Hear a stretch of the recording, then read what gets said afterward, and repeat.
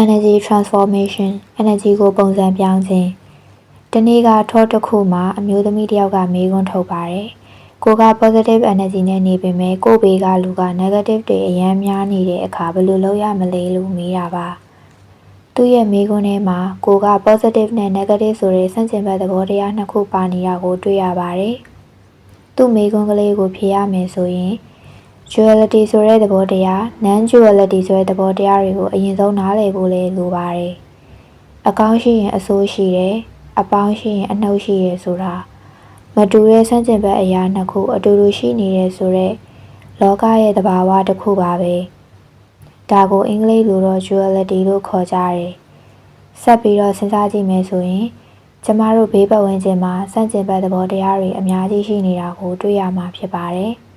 စစ်ရှိရဲဆိုရင်ငြိမ်းချမ်းရေးလည်းရှိလိမ့်မယ်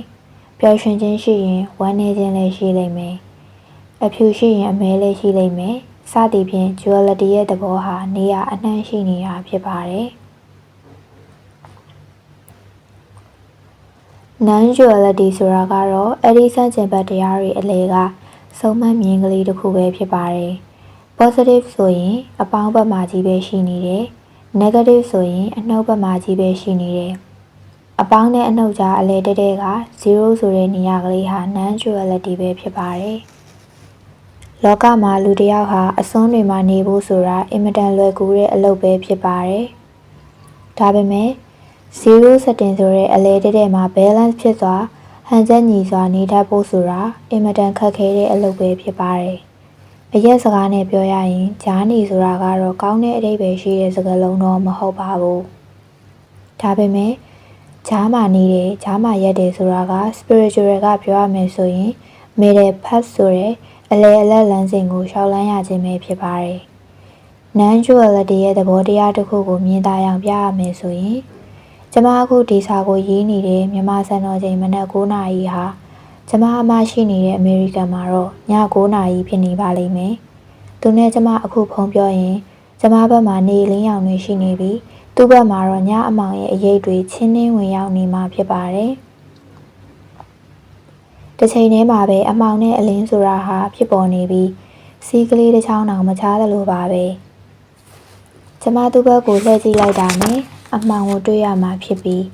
သူကကျမဘက်ကိုလှည့်ကြည့်လိုက်တာနဲ့အလင်းကိုတွေ့ရမှာပဲဖြစ်ပါတယ်လူတွေကအစွန်းတွေကိုသွားနေတဲ့အခါစိုးတဲ့ဘက်ကိုရောက်နေရင်လေကောင်းတာဘယ်တော့မှမရှိနိုင်တော့သလိုခံစားတတ်ကြတယ်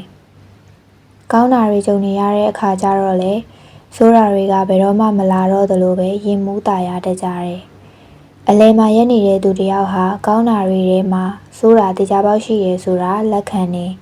အဲ့ဒီလိုပဲဆိုးတာတွေကြားထဲမှာလည်းကောင်းတာတေချာပေါက်ရှိရဲလို့သိရှိနားလည်ထားတာဖြစ်တယ်